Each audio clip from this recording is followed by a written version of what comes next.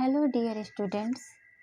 आज मैं आप लोगों को साइबर अपराध जो कि एक समाज की बहुत बड़ी गंभीर समस्या है उसके विषय में एक संक्षिप्त निबंध प्रस्तुत करूंगी।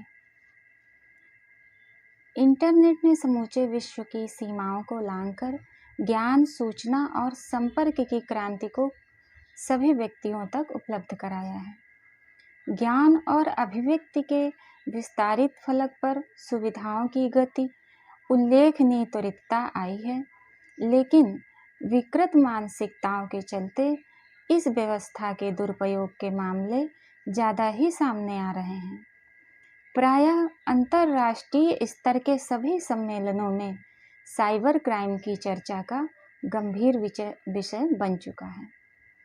वस्तुतः इंटरनेट ने एक ओर जहां हमारी ज़िंदगी को रोमांचक और आसान बना दिया है, वहीं तमाम ऐसे खतरे भी पैदा कर दिए हैं जो घटित होते हैं तो ज़िंदगी को पटरी से उतरते भी देर नहीं लगती। यह सच है कि आज हम इंटरनेट के कारण एक दूसरे के इतने करीब आ गए हैं कि हमें किसी भी जानकारी को हासिल करने में 1 मिनट भी नहीं लगता। इंटरनेट ने आज की आपाधापी में समय की सबसे बड़ी बचत की है। वहीं किसी भी काम को करने में संसाधनों पर जो पूंजी खर्च होती थी वह आधे से भी कम हो गई है। मैन पावर का पहले से ही कहीं ज़्यादा बेहतर इस्तेमाल हो रहा है। इंटरनेट ने हमारी ज़िंदगी को अनुशासन और सुनिश्चित कर दी है। विश्व में 1.5 अरब से ज़्यादा लोग इंटरनेट सेवाओं का लाभ उठा रहे हैं।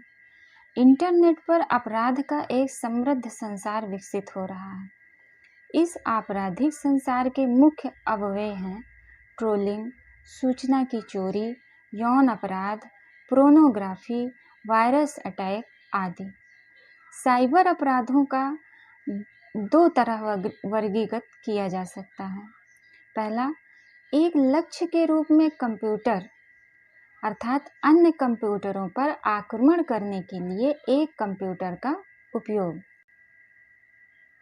जैसे कि हैकिंग, वायरस वर्म्स आक्रमण, DOS आक्रमण इत्यादि।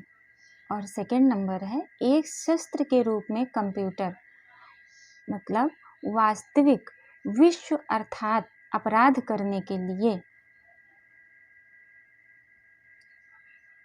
एक शूटर का उपयोग, जैसे कि साइबर आतंकवाद, बौद्धिक संपदा अधिकारों के उल्लंघन,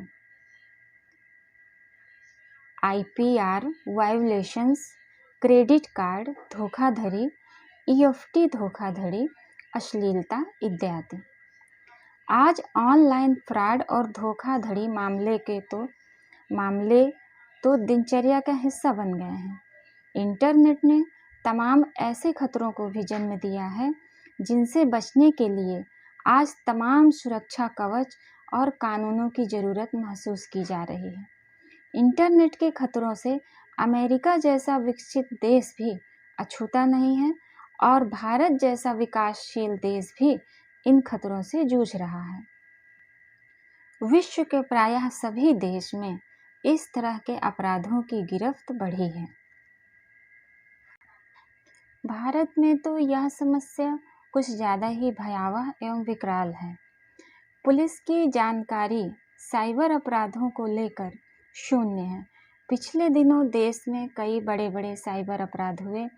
करोड़ों रुपयों का वारा न्यारा साइबर अपराधियों ने साइबर अपराध करके चुटकी बजाते कर दिया। न जाने कितने ATM साइबर अपराधियों की करतूतों से खाली हो गए, लेकिन साइबर अपराध जगत में यह सब कुछ मामूली अपराधों के दायरे में आता है।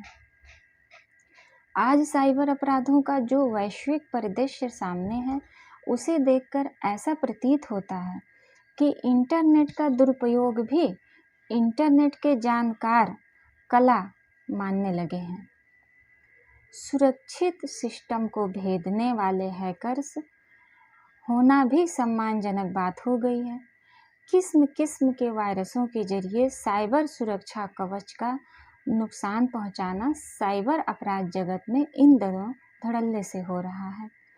आज किसी का चेहरा और किसी का धड़ जोड़कर मॉर्फिंग के जरिए पोर्नोग्राफी, पेडोफाइल अर्थात बाल यौन शोषण से लेकर लिंग निर्धारण के अपराध भी साइबर जगत के लोकप्रिय अपराध बन चुके हैं।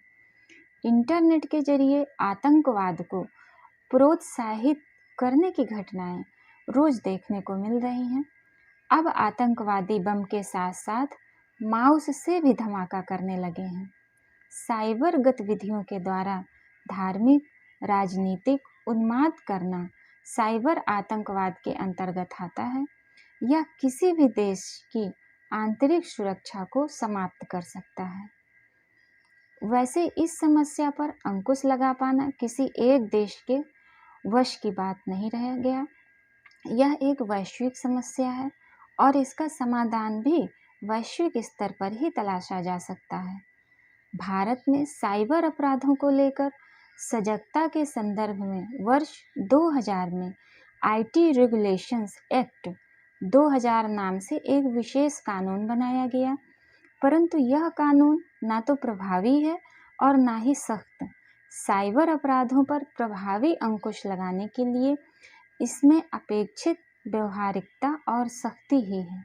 देश में ऑनलाइन सुरक्षा विशेषज्ञों के साथ ही साइबर विशेष थानों की संख्या नितांत रूप से अपर्याप्त है। डियर स्टूडेंट्स, आपको मेरा ये वीडियो कैसा लगा, प्लीज़ आप कमेंट बॉक्स में बताएं। डियर स्टूडेंट्स, मेरे वीडियो को देखने के लिए आप लोगों का बहुत बहुत धन्यवाद। आप लोगों का जीवन मंगलमय हो। धन्यवाद।